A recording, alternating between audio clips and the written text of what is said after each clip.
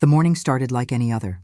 I woke up before sunrise, the soft hum of the refrigerator and the faint chirping of birds filling the silence of my small kitchen. I put on my apron, the same faded blue one I'd worn for years, and began preparing breakfast for my son. Adam. He was 17 now, tall, quiet, always lost in his phone or his thoughts. As I stirred the tea, I realized I'd run out of sugar. "Oh no," I whispered to myself, shaking the empty jar. I sighed and thought, he won't mind one day without sugar. When Adam came into the kitchen, still half asleep, I smiled. "Morning, sweetheart. Your breakfast is ready." He sat down, scrolled through his phone, and took a sip of tea. His expression changed instantly. He frowned, then looked up at me. "What's this?" I blinked, surprised. "What do you mean, honey?" "There's no sugar," he snapped, his voice sharper than I'd ever heard. "I'm sorry," I said softly. "We ran out. I'll buy some later." Before I could say more, he slammed the cup down and, in a moment that froze my blood, he grabbed his plate and threw it against the wall. The sound of shattering porcelain echoed through the kitchen. The pieces scattered across the floor like tiny white stars. I stood still, stunned. My heart pounded so loudly I could barely hear him muttering, "You can't even make tea right." He stormed off to his room, slamming the door behind him. I wanted to cry, to shout, to ask him why. But instead, I just stared at the broken plate and whispered to myself, "What happened to my little boy?" I knelt and began picking up the shards carefully. One piece pricked my finger, and a drop of blood fell onto the floor. It wasn't the cut that hurt, it was the silence that followed. That morning, I made a decision. Something inside me said this can't go on, but I didn't know yet that what I'd do next would change everything for both of us. For the rest of the morning, the house felt heavier than ever. Every sound, the ticking clock, the dripping tap, the hum of the fridge, seemed louder, pressing against my chest. Adam didn't come out of his room. I could hear faint music through the door, but not a single word from him. I wanted to knock, to tell him breakfast was still warm, but my hands wouldn't move. Something inside me whispered, "Let him be." As I cleaned up the mess, I found the biggest piece of the broken plate. It still had part of the floral pattern I'd loved. I turned it in my hand, thinking about how fragile everything had become between us. When did my son start seeing me as his enemy instead of his mother? Around noon, I made myself a cup of tea, this time with honey instead of sugar. As I sat at the table, I looked around the kitchen that had once been full of laughter and music. When Adam was little, he used to sit on the counter, his small hands reaching for the cookie jar, giggling when I caught him. Now he barely looked at me. That night, when he finally came out of his room, his eyes were red from crying, or maybe from staring at screens all day. He opened the fridge, grabbed a soda, and muttered, "You never understand me, Mom." I didn't answer. I wanted to say, "I'm trying, Adam," but my voice failed me. He went back to his room, leaving the door half open. I stared after him for a long time, feeling the distance between us grow wider with every step he took. When I went to bed, I lay awake, thinking about all the small ways I'd spoiled him, paying every bill, cleaning his messes, never letting him face consequences. Maybe I'd made life too easy for him, thinking love meant protecting him from pain. But that night, as tears rolled down my cheeks, I realized something. Love isn't about shielding someone forever. Sometimes love means letting them fall so they can learn to stand. The next morning, I made a quiet decision. I would no longer pay for his mistakes. I wouldn't shout or argue or even explain. I'd simply stop. No more paying his phone bills.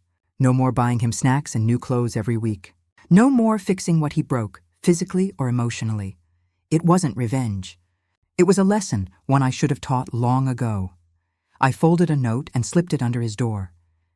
"Breakfast is on the table. Your card has been turned off. I love you, but it's time you take responsibility for your own life." Then I left for work. For the first time in years, I didn't feel like a doormat. I felt like a mother again. The first few days passed in tense silence. Adam barely spoke to me. He didn't say good morning or good night. He didn't even look up from his phone. But when his phone bill got cut off on Wednesday, everything changed. That evening, he came into the kitchen holding his phone like it was broken. "Mom," he said sharply, "my data's not working." I looked up from the sink and said calmly, "I know." I turned it off. He frowned. "What? Why would you do that?" "Because I'm done paying for things you don't appreciate," I replied, trying to keep my voice steady. "You're old enough to manage your own expenses." He laughed bitterly. "You're serious? Over some tea without sugar?" I shook my head. "No, Adam, this isn't about tea. It's about respect." For a moment he stood there, mouth open, anger flickering in his eyes. But he didn't yell. He just turned away and slammed his door.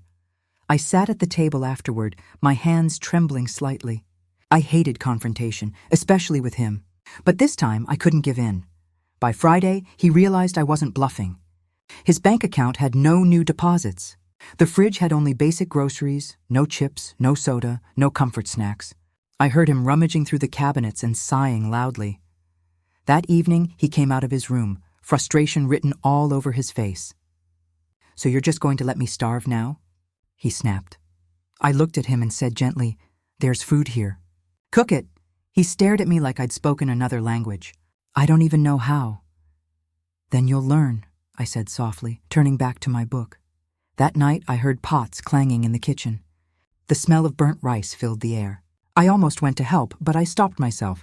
Instead, I smiled quietly. The next morning, the sound of running water and clattering dishes reached my room. When I peeked through the door, Adam was washing the pan he'd used the night before. His movements were slow, unsure, but he was trying, and that meant everything.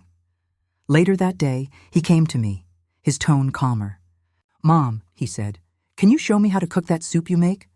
The one with the noodles?" I looked up, surprised, then nodded. Of course. We cooked side by side, mostly in silence. But something in the air had changed. It wasn't the awkward quiet from before. It was gentler, almost peaceful. When the soup was done, he tasted it and smiled faintly. "It's not bad," he said. "It's good," I corrected. Teasing softly, he laughed, a small, real laugh. The first one I'd heard from him in weeks. In that moment, I realized something beautiful. He didn't need my money to grow up. He just needed my boundaries. The following week, Adam began waking up earlier than usual. At first, I thought it was just coincidence, but then I saw him leave the house with a backpack. He didn't say where he was going, and I didn't ask. I'd promised myself I wouldn't interfere unless he wanted me to. 3 days later, he came home sweaty and tired, with dust on his shoes and a faint smile on his face.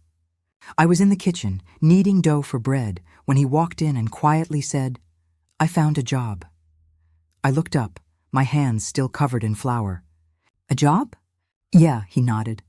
"At the car wash down the street. It's not much, but they said they'll pay weekly."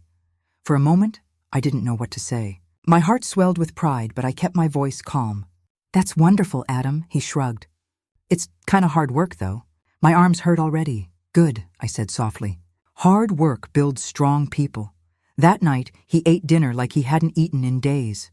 I didn't remind him to say thank you, but before going to bed, he turned around and murmured, "Thanks for dinner, Mom."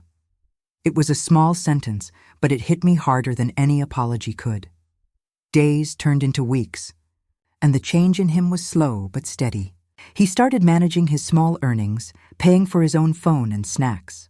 He even asked me once how to open a savings account. I showed him how, trying not to cry as I watched him take those first steps into adulthood. One Saturday afternoon, he came home early carrying a grocery bag. "They paid us today," he said, his face flushed from the sun. "So I bought this." He placed the bag on the table. Inside were 2 jars of sugar and a new set of teacups. "I figured you might need these," he said awkwardly. I felt my throat tighten. "Adam," he looked down, rubbing the back of his neck.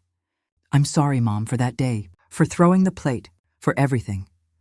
The apology I'd been waiting for had finally come, not in a burst of emotion, but in quiet sincerity.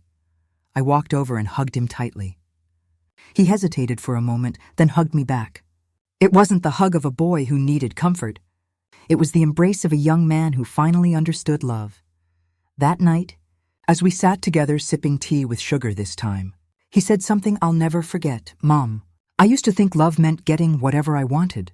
But now I see it's about someone believing in you enough to let you fall, so you can stand on your own.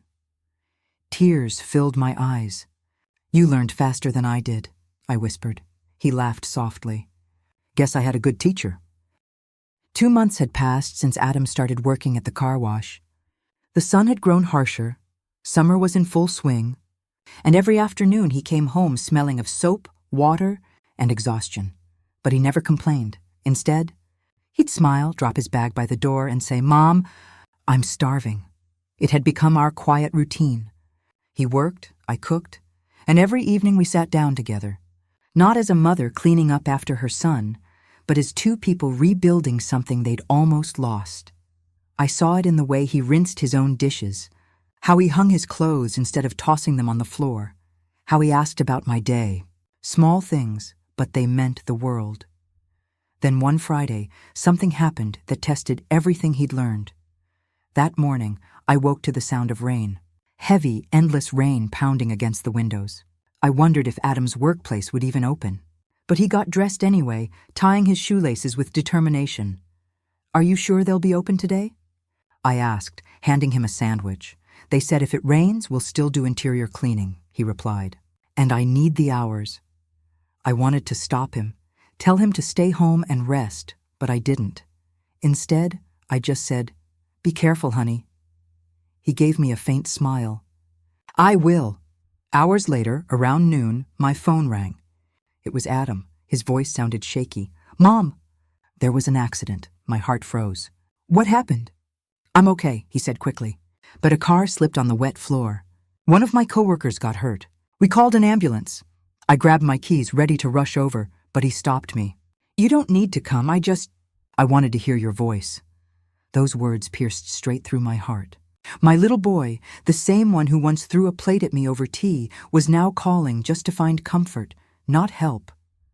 "Okay," I whispered, my voice trembling. "I'm proud of you for handling it, Adam." He was quiet for a second. Then softly he said, "Thanks, Mom." That evening he came home soaked, exhausted, but calm. "I stayed until they cleared everything," he told me. We helped clean up. It was scary, but I didn't panic. As he spoke, I could see the man he was becoming. The boy who once couldn't make tea without shouting was now facing chaos with composure. I cooked his favorite soup for dinner that night. He ate quietly, then looked up. "You know, I never understood how hard it is to make money until now." I smiled. "It's the same with love, Adam. You only understand its value when you start earning it, not demanding it." He nodded, staring into his bowl thoughtfully. "I get that now." A week later, his boss, Mr. Collins, came by our house unexpectedly. I was taken aback when he knocked on the door. He was holding an envelope and smiling proudly. "Mrs. Miller?" he asked. "I just wanted to drop this off. Your son has been doing great. We're giving him a small raise for being responsible during the accident." My heart swelled.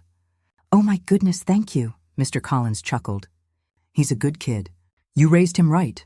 After he left, Adam looked at the envelope in disbelief. I didn't even know they were thinking of giving me this. He opened it. Inside was his first bonus. "Mom," he said, looking up, "let's go out for dinner." "My treat," I laughed. "Dinner? From you?" He grinned. "Yeah, I owe you at least that much." That evening, we went to a small diner near the park. The lights were warm, the air smelled like grilled bread and coffee. We ordered burgers, fries, and lemonade. Nothing fancy, but it felt special.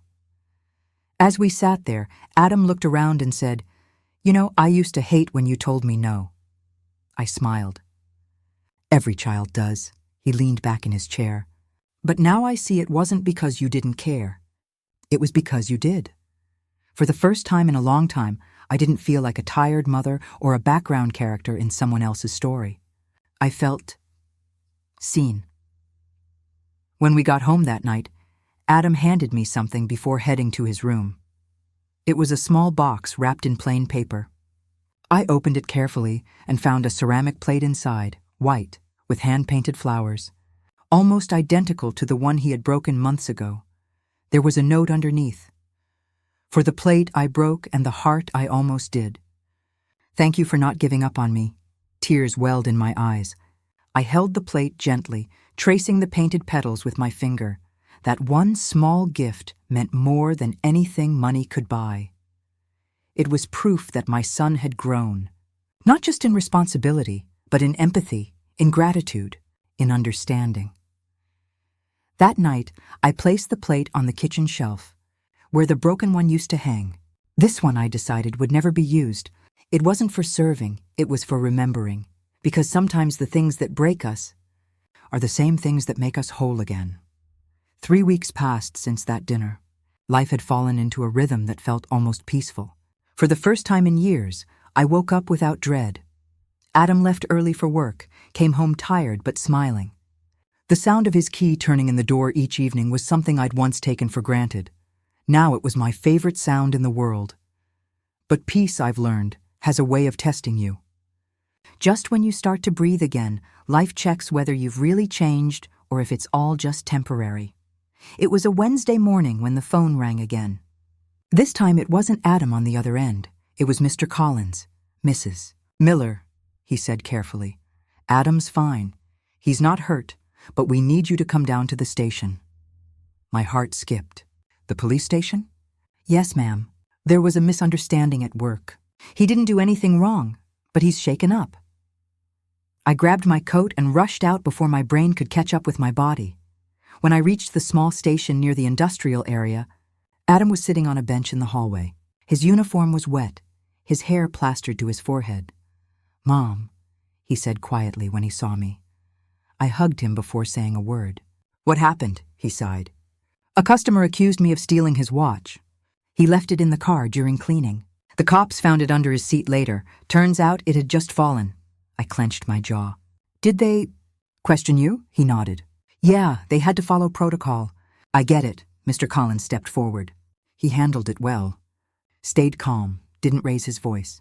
"Honestly, I'm proud of him." I turned to Adam. "Are you okay?" He gave a tired smile. "A few months ago, I probably would have yelled, made it worse. But I just waited. I knew the truth would come out, and it did." The officer who'd been taking notes came over and apologized for the inconvenience. Adam thanked him, genuinely. And that, more than anything, made me realize how far my son had come. That night, after we got home, Adam sat at the kitchen table, head down, staring at his hands. "I almost quit today," he said. "When that man yelled at me, it felt like everything I'd been working for didn't matter." "But you didn't quit," I said softly. He looked up, eyes tired but steady. "No, because quitting's easy. You didn't quit on me, so I won't quit on myself." I couldn't hold it in anymore. Tears filled my eyes. "Adam," I whispered, "I'm proud of you." He got up, came around the table, and hugged me. Really hugged me. Not the quick, awkward kind, but the kind that says, "Thank you, I love you." I understand now. For the first time, I felt his arms around me the way they used to be when he was small, only now they were stronger, steadier, filled with purpose instead of anger. The following weekend, something remarkable happened. Adam's boss called again, this time not for trouble, but for opportunity. They were opening a second branch and wanted Adam to help train the new hires. When he told me, his voice trembled with disbelief. "Mom, they trust me to train people now." I smiled through proud tears. "Because you earned it," he laughed softly. "Yeah, I guess I did." That Saturday evening, Adam took me for a walk around the lake, the same lake where we used to go when he was little, back when life felt simple. The air was cool, the water mirrored the fading light, and the smell of grass after rain hung in the air. He said, "You know, Mom, I've been thinking. I want to take some night classes. Maybe business or auto repair, I don't know yet. I don't want to stay stuck." "That's a wonderful idea," I said, beaming.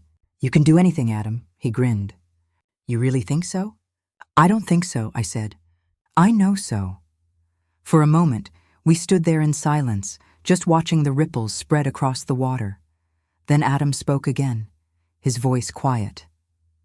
"You remember that day I threw the plate?" I nodded slowly. "Of course. I think about it sometimes," he admitted. "And it hurts. Not because of what I said, but because of how you looked at me after. Like I wasn't your son anymore." My throat tightened. "Adam," He shook his head. No, it's okay. I needed to see that look. It's what woke me up. I don't ever want to see that in your eyes again. I placed my hand on his arm. Then don't ever go back to who you were. Keep being this version of yourself. The one who tries? He smiled. That real, honest smile that had been missing for so long. I will. Weeks turned into months. Adam started his night classes while continuing to work at the car wash. He'd leave early, return late, sometimes fall asleep at the kitchen table with his books open. I'd drape a blanket over his shoulders, the same way I used to when he was a child. And sometimes when he'd wake up, he'd mumble, "Thanks, Mom," before going back to sleep. I realized that no matter how old they get, no matter how big the mistakes, our children will always need us. Not to fix everything, but to believe they can. Then, one evening, Adam came home with something in his hands, a small, folded flyer. "Mom," he said excitedly, "the car wash is hosting a community fundraiser next month. They want me to help organize it. That's amazing."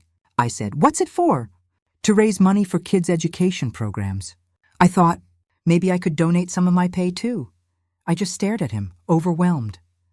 The boy who once screamed at me for forgetting sugar was now saving his money to help children he didn't even know. That night, I sat on my bed thinking back over everything. The shouting, the silence, the lessons, the tears. Sometimes, love doesn't look like gentle words. Sometimes, it looks like stepping back and letting someone fall, so they can learn to stand. And when they finally do, you realize it was worth every broken plate, every sleepless night, every tear shed in the dark. A few days later, Adam called me from work, his voice bright. "Mom, you've got to come down here." When I arrived, I saw him standing in front of the garage, holding a framed certificate. It read, "Employee of the Month, for exemplary conduct, leadership, and dedication." His co-workers were clapping, cheering his name. When he saw me, he raised the certificate proudly. "Mom, we did it!" I laughed and cried all at once. "No, you did it, Adam." He came over, wrapped me in his arms, and whispered, "I couldn't have without you." For a second, everything blurred, the noise, the people, the years of frustration, all of it melted away. In its place was one truth. Growth is never instant, and love is never wasted. That night, as we drove home, Adam turned to me and said, "You know what I realized?" "What?" "That day when I said I wished you'd die? I didn't mean it. I just didn't know how to live with myself. I thought blaming you would make me feel better, but it only made me empty." I took a deep breath. "We all say things we don't mean when we're hurting." "Yeah," he nodded. "But you stayed. And because of that, I learned what real love looks like." I smiled through my tears. "And because you changed, I learned what forgiveness really means." We didn't need to say anything else after that. The silence in the car wasn't heavy anymore. It was peaceful. The same kind of peace that comes when two broken hearts finally start beating together again. A few months after Adam won the Employee of the Month award, our lives had completely transformed. The house felt different, not just cleaner or quieter, but warmer. There were mornings when Adam made breakfast before leaving for work. He'd hum softly while frying eggs, something I hadn't heard in years. Sometimes he'd leave sticky notes on the fridge, small things like, "Don't skip lunch," "Mom," or "Dinner's on me tonight." Every note felt like a piece of the boy I used to know coming back to life. One Sunday morning, as I was watering the plants on the porch, Adam stepped outside. Holding 2 mugs of coffee, he handed me one and said, "Mom, do you remember that trip to the mountains you always wanted to take?" I looked up, surprised. "Of course." "Why?" He smiled. "Pack your bag. We're going," I laughed. "What? Now?" "Yeah," he said, grinning. "You've spent your whole life worrying about everything and everyone. You deserve one weekend to just breathe." I hesitated. "But what about work? Your classes?" He shrugged. "Already cleared it with my boss. And my professor said I can submit the assignment later." I stared at him for a moment, heart swelling with pride. "Who are you and what have you done with my son?" He chuckled, just making up for lost time. The drive was long but peaceful. The radio played softly and the wind brushed against the open window.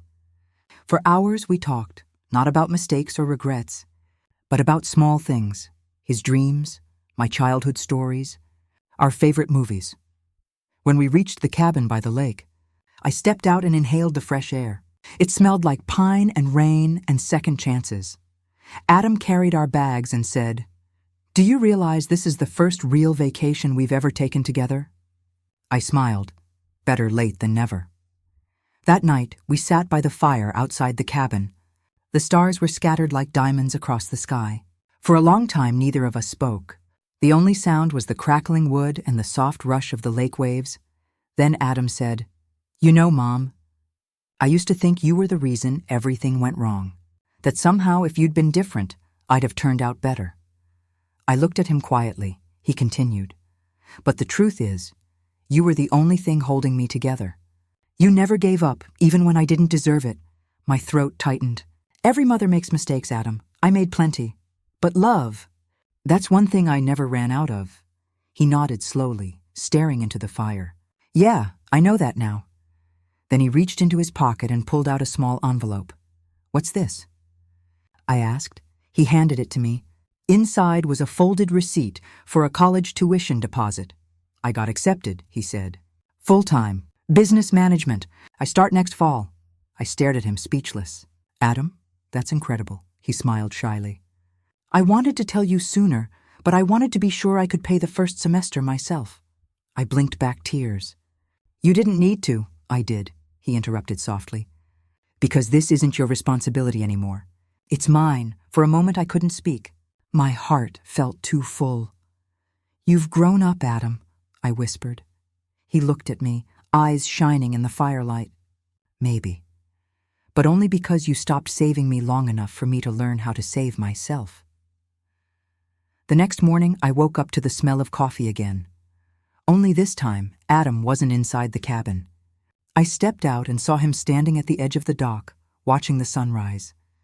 When I joined him, he said quietly, "I used to think I'd never get out of that dark place, that I'd always be angry, always broken, but I'm not that person anymore." I placed a hand on his shoulder. "No, you're not," he smiled.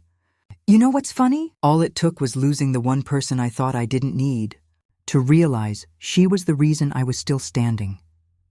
I felt my chest tighten again, this time with gratitude instead of pain.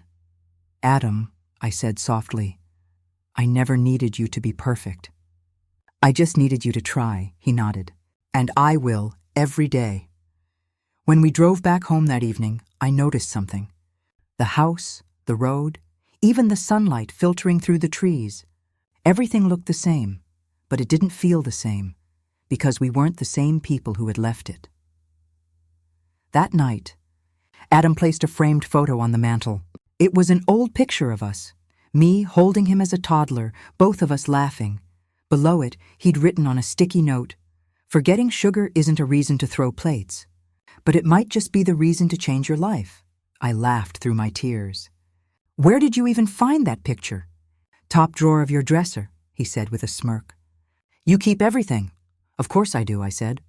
"Especially memories worth keeping," he nodded. "Then I guess it's time we start making better ones." Weeks later, when I visited his workplace again, his co-workers greeted me like family. Adam was showing a new employee how to polish windshields properly, patient, calm, smiling. It struck me then. The same hands that once threw a plate in anger were now teaching others how to build. Fix and improve. He noticed me watching and grinned. "You okay, Mom?" I nodded. "More than okay," he winked. "Good, because this is just the beginning." And I believed him. That night, as I lay in bed, I thought about everything that had happened. If someone had told me a year ago that my son and I would be here, healed, happy, hopeful, I would have laughed in disbelief. But life has a strange way of turning pain into wisdom. If you let it. It doesn't matter how bad the argument, how sharp the words, how deep the silence. Love, when it's real, always finds a way back. And sometimes, all it takes is forgetting the sugar.